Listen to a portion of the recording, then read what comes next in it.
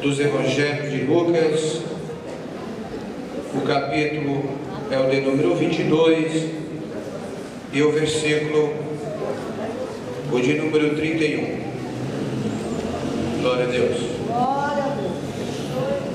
Louvo a Deus pela vida da minha esposa, pela vida do pastor que nos confiou o púlpito da sua igreja para estarmos aqui ministrando a sua palavra.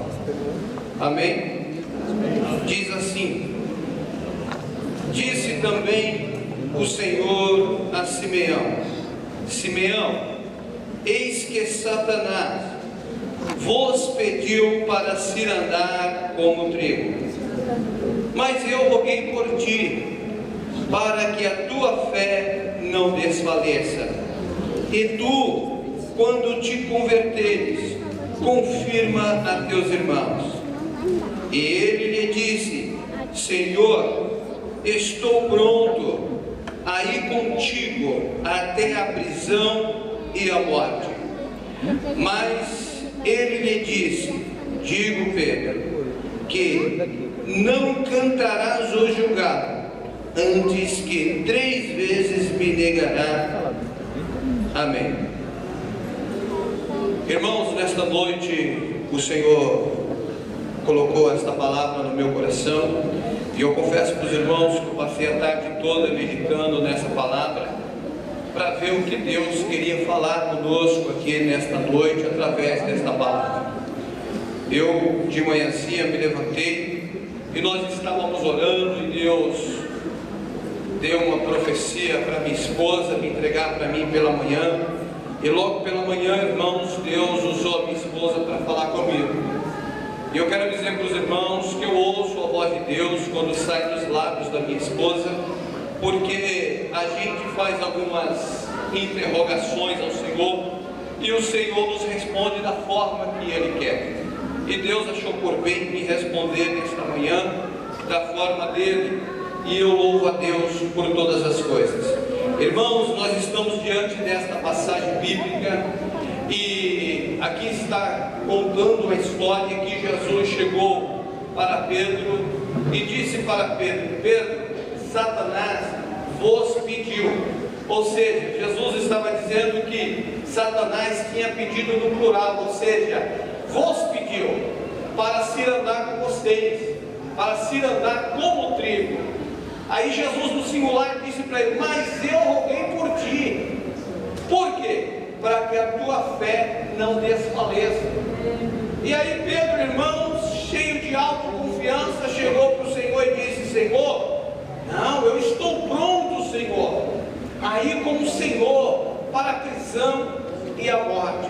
E nesta noite, irmãos, eu quero estar falando para os irmãos algo que o Senhor colocou no meu coração: os 6 degraus da derrota de Pedro. E o primeiro degrau da derrota de Pedro foi esse, que ele agiu com autoconfiança. Ele chegou para o Senhor e disse: não, Senhor, eu estou pronto para ir contigo até a morte e a prisão, se necessário.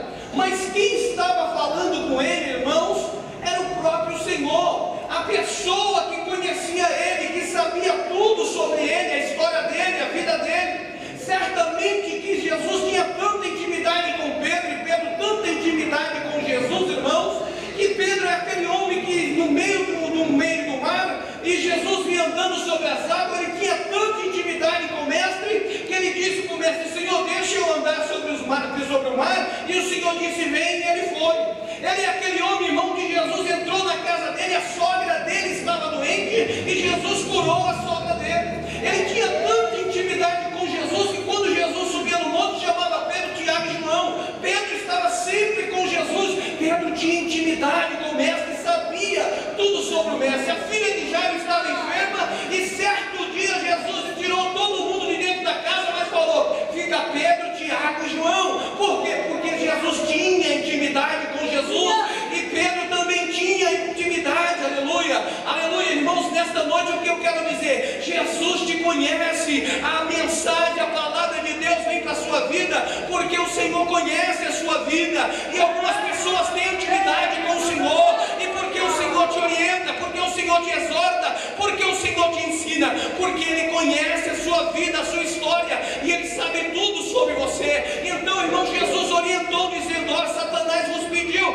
mas eu roguei por ti, para que a tua fé não desfaleça, mas quando te converter, converta teus irmãos. Ele bateu no peito e disse: não, Senhor, eu estou pronto a ir contigo até a morte e também a prisão, se for necessário. Irmãos, ele agiu com autoconfiança. E sabe o que é autoconfiança? É uma pessoa acreditar no seu potencial e saber que ela não depende de Deus, ela acreditar na sua faculdade, no seu diploma, na sua vida, na sua história, que a saúde dela é perfeita porque ela pratica esporte, ela pratica caminhada. Então eu estou bem porque eu pratico caminhada. Ela não depende de Deus, ela agia de autoconfiança. Mas a Bíblia nos diz, irmãos, em Jeremias, no capítulo 17, versículo 5: maldito o homem que confia no homem, faz da força do seu braço e deixa de confiar no Senhor. Aleluia! Quando a pessoa começa a confiar somente em ti e deixa de confiar no Senhor, ela se torna maldito. Mas no versículo 7 diz assim: bem-aventurado o varão que confia no Senhor, cuja esperança é o Senhor. Portanto, nesta noite, confia no Senhor, porque o Senhor vai te dar vitória, diz o Senhor nesta noite. Aleluia! Ele deixou de confiar no Senhor. Quem estava falando com ele era o próprio Mestre, o próprio Senhor. Mas eu quero dizer para você, irmão, Salmos 20, versículo 7 diz: um confia em carro e os outros em cavalo, mas nós fazemos menção do Senhor. O Salmo 125 e 25 diz assim: para os que confiam no Senhor, são como o monte de Sião que não se abala, mas permanece para sempre. Por isso, nesta noite, confia no Senhor, porque do Senhor é que vem a salvação para a sua vida. Aleluia! O primeiro degrau da derrota de Pedro: ele confiou em si mesmo, no seu potencial. As coisas só acontecem se eu fazer, as coisas só vão à frente se eu estiver na frente, se eu colocar as minhas mãos, se é eu que estiver fazendo, as coisas vão bem. Por isso, nesta noite, o Senhor diz para você: confia tão somente no Senhor, porque é do Senhor que vem a tua vitória. Aleluia! No segundo degrau da derrota de Pedro está escrito, ó, no versículo 45. Observa o que diz o versículo 45: e havendo-se acedido o fogo. 45, eu estou lendo 55, irmãos, perdão. Diz assim o versículo 45: e levantando-se da oração, veio para os seus discípulos e achou-os dormindo. O segundo degrau da derrota de Pedro está escrito no versículo 45. Então Jesus se levantou da oração, e quando chegou próximo dos seus discípulos, eles estavam dormindo.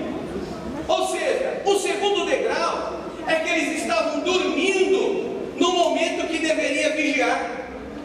No momento que ele deveria estar vigiando, ele estava dormindo. E sabe por que muitas pessoas têm perdido a bênção, irmãos? Porque está dormindo no momento que tem que estar vigiando. O diabo está se andando, está se levantando, está destruindo a sua casa, a sua família, e você está dormindo. Você se lembra da história de Saul, em Juízes 16? Está escrito lá, irmãos, que Dalila se aproximou dele e disse: ó, fala para mim onde consiste a tua força. Ele dizia uma história para ela e ia dormir. Depois contava outra história e ia dormir. Na terceira vez contava uma história e ia dormir. Então, certo dia, irmãos, ela contou para ele a verdade. E depois que ela contou a verdade para Dalila, aconteceu o seguinte: ela cortou o cabelo dele. Quando ele acordou, já tinha perdido a unção, já tinha perdido a força, já tinha perdido a presença de Deus. E sabe o que o Senhor manda dizer para você? Ei, desperta, porque o diabo quer tirar a tua unção. Desperta, porque o diabo quer destruir a sua vida. Desperta, porque o diabo quer destruir a sua família. E você está dormindo. Você precisa vigiar, meu irmão. A Bíblia nos diz em Mateus 46, versículo 26, 41: vigiai, porque na verdade o Espírito está pronto, mas a carne é fraca. Deus manda alguém vigiar aqui nesta noite, porque o diabo quer destruir a sua vida.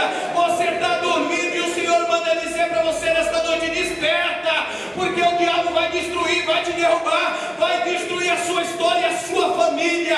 A Bíblia nos diz, irmãos, em 1 Pedro, no capítulo de número 5, versículo 8: vigiai, pois, porque o diabo anda bramando como leão, buscando a quem possa tragar. Nesta noite o Senhor manda você vigiar. Vigia, porque é Ele que te dá graça. Vigia, porque é Ele que tem te sustentado nas mãos. Vigia, porque Ele tem te segurado. Mas Ele diz para você nesta noite: desperta e vigia, diz o Senhor para você.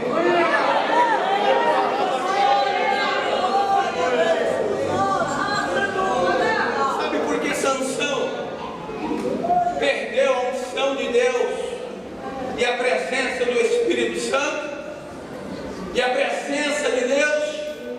Porque ele estava dormindo enquanto o diabo estava agindo. Ei, minha irmã, vigia, porque o diabo está agindo para tirar a sua bênção, a sua vitória, para destruir a sua história, a sua vida e a sua moral. Mas nesta noite o Senhor nos trouxe aqui para te dizer: vigia, vigia. A Bíblia nos diz em Marcos capítulo de número 13, versículo 33: olhai, vigiai e orai. E o que o Senhor quer dizer com isso? Olhai, visão, atenção.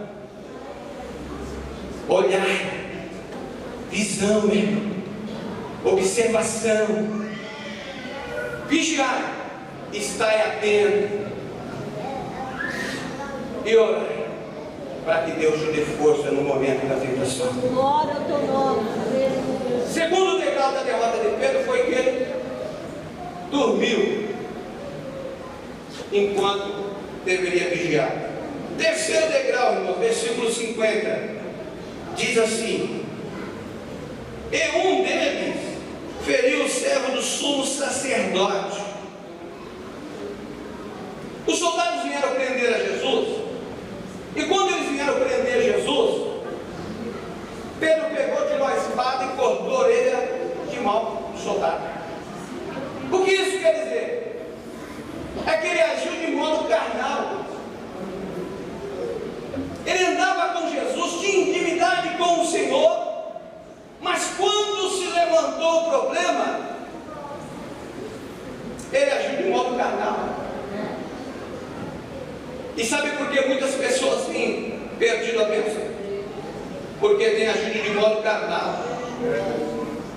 Enquanto Deus quer você orando, jejuando no momento do problema, você buscar o Senhor, se aproximar do Senhor, você está agindo de modo carnal. Tem crente que fala palavrão, tem crente que xinga, que briga, que arruma confusão, tem crente que arregaça a manga da blusa para resolver o problema. Mas o Senhor não quer ninguém resolvendo o problema de forma carnal. Porque você não é carnal. Você faz parte do povo que vai morar no céu. Hoje em dia, irmãos, as pessoas estão criando muitas estratégias para ter as pessoas na igreja.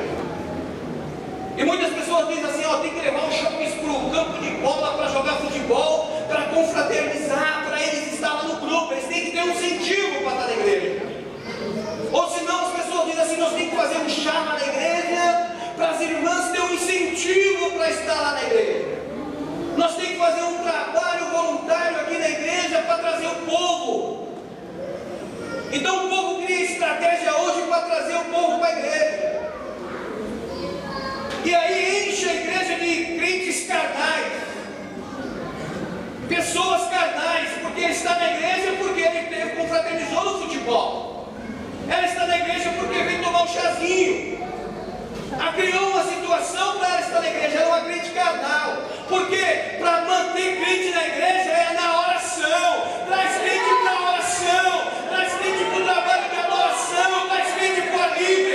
As pessoas têm que ter um incentivo. Eu vou para o culto de oração, eu vou buscar o Senhor, a igreja está cheia, para Deus fortalecer a minha vida, para eu não ser um crente carnal, e sim um crente espiritual.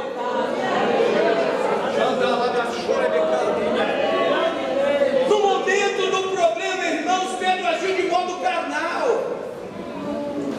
E a Bíblia nos diz, irmãos, em Efésios capítulo 5, 19, 20 e 21, que as obras da carne são prostituição, lascívia, iras, pelejas, porfias, contendas.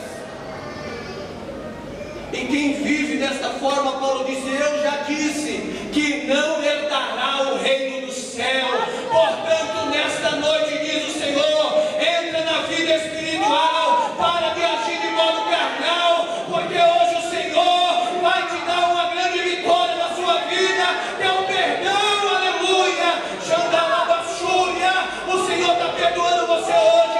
Vai e não peques mais, diz o Senhor.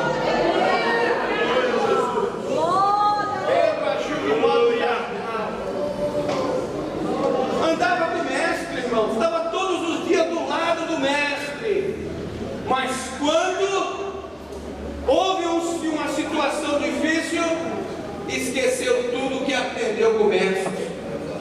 Mas nesta noite não, aquilo que você aprendeu você vai pôr em prática, aquilo que você aprendeu você vai pôr em prática, diz o Senhor. Quarto degrau, irmãos, da derrota de Pedro está no versículo, agora é o 54. Então, aprendendo, levaram e meteram em casa do sumo sacerdote, e Pedro seguiu de longe. Sabe qual foi o quarto degrau da derrota de Pedro? Que ele seguiu o Senhor de longe. Ele estava longe do mestre. Você se lembra da história de Bartimeu? Cego, estava na beira do caminho. Quando Jesus estava passando, ele começou a clamar. Agora você observa uma pessoa clamando e Jesus não lhe fazendo nada, Jesus não lhe resolvendo o problema, Jesus não lhe dando o que ele buscava. Então, irmãos, de tanto ele clamar, Jesus parou e disse para alguém: ó, chama ele agora e manda ele vir aqui. Por quê? Porque ele estava longe, e o segredo da vitória de Bartimeu era perto do Senhor. Pedro estava seguindo Jesus de longe. Sabe o que o Senhor manda dizer para você, meu querido? O segredo da sua vitória está perto do Senhor, está pertinho do Senhor. Você está muito longe, o Senhor manda te chamar hoje. Se aproxima de mim, meu filho, e o que queres que eu te faça? O Senhor está te chamando nesta noite para se aproximar dele, porque ele quer fazer um milagre na sua vida, diz o Senhor, aleluia.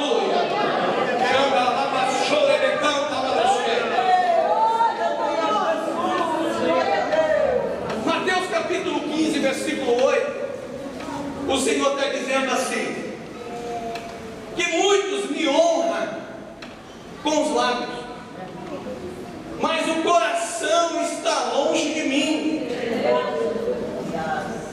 E o quarto degrau da derrota de Pedro é que Pedro estava longe, meu irmão. Ei, não adianta você vir para o templo e cantar bonito. Não adianta você vir ao templo, irmãos, e estar aqui pensando no futebol, no final da novela. Não adianta você estar aqui no templo e estar pensando em coisas lá fora, não. Porque o Senhor disse assim, ó, eles me honram com os lábios, mas o coração está longe de mim. Mas eu tenho uma palavra para você nesta noite. Jeremias 29:13 disse assim: buscar-me-eis e me achareis, quando me buscarem de todo o vosso coração, diz o Senhor.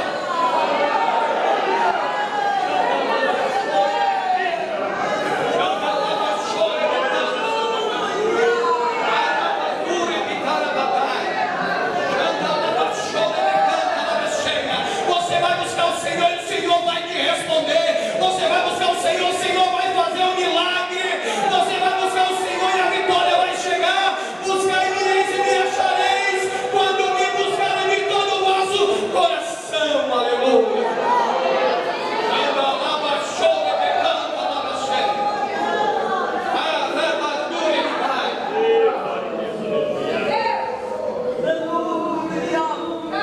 Quinto degrau da derrota de Pedro, irmão, versículo 55.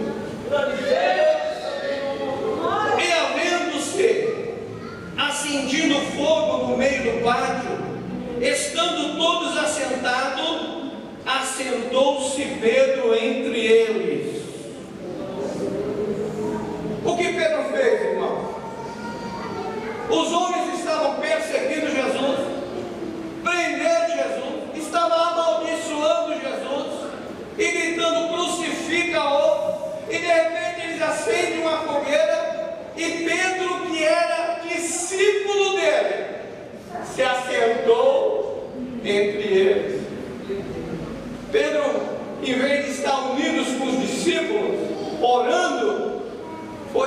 assentar entre os ímpios.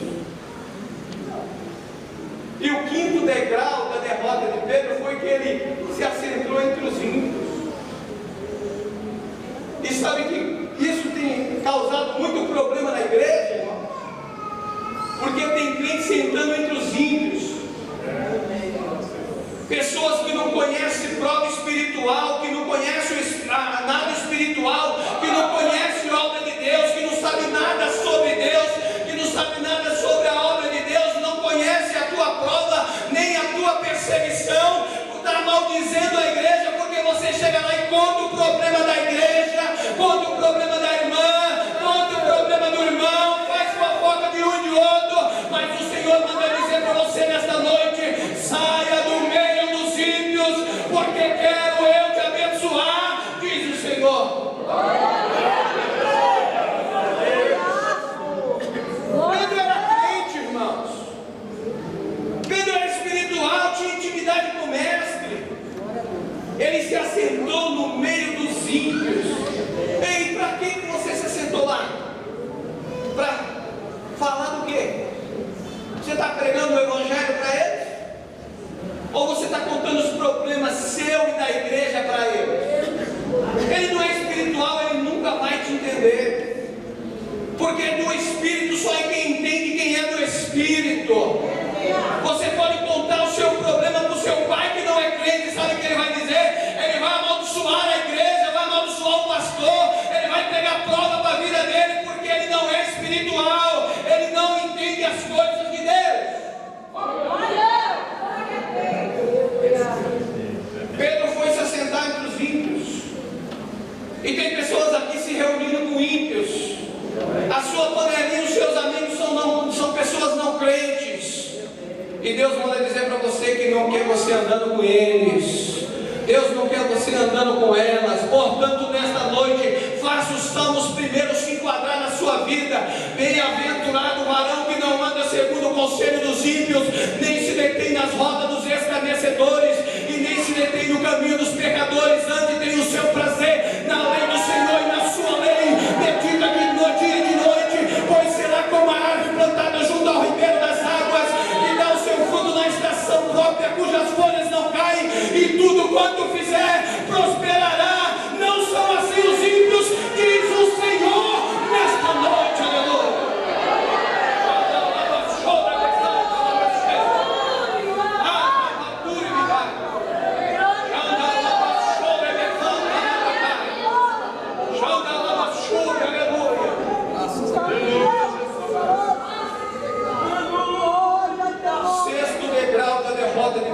No versículo 56, de 57 e 58, que diz assim: e como certo criado, vendo, se assentou ao fogo e puseram os olhos, e disse: também estava ele com ele, porém ele negou, dizendo: mulher, não o conheço.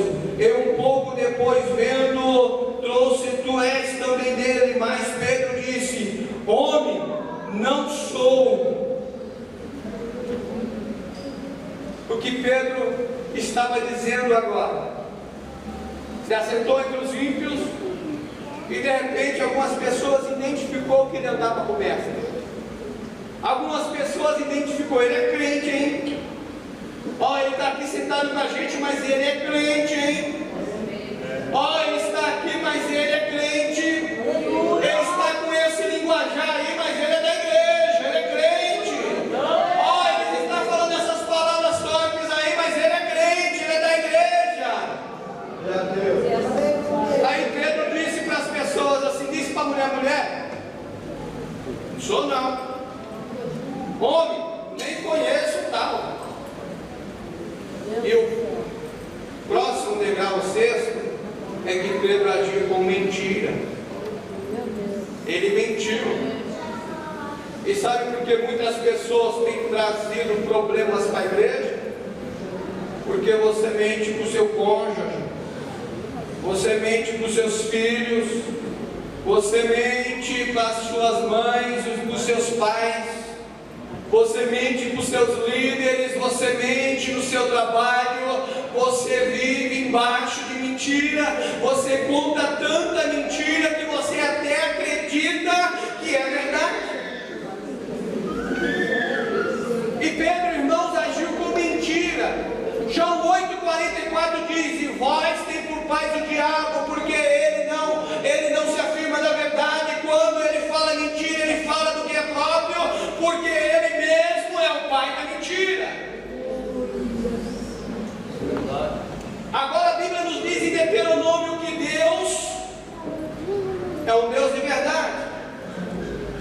A Bíblia nos diz, irmãos de João, que o Espírito Santo é o Espírito da verdade. João 14,6 diz que Jesus Cristo é a verdade. 1 Timóteo 3,17 diz que a palavra é a verdade. Se nós temos um Deus que é verdade, um Filho que é verdade, um Espírito Santo da verdade, a palavra da verdade, a única coisa que Ele espera de nós é que nós falamos a verdade. Portanto, nesta noite, fale a verdade, cada um para o seu próximo, diz o Senhor.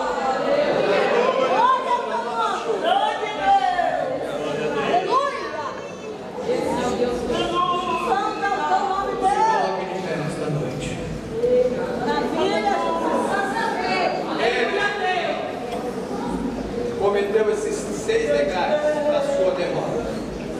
Mas no versículo 62 ele se arrependeu.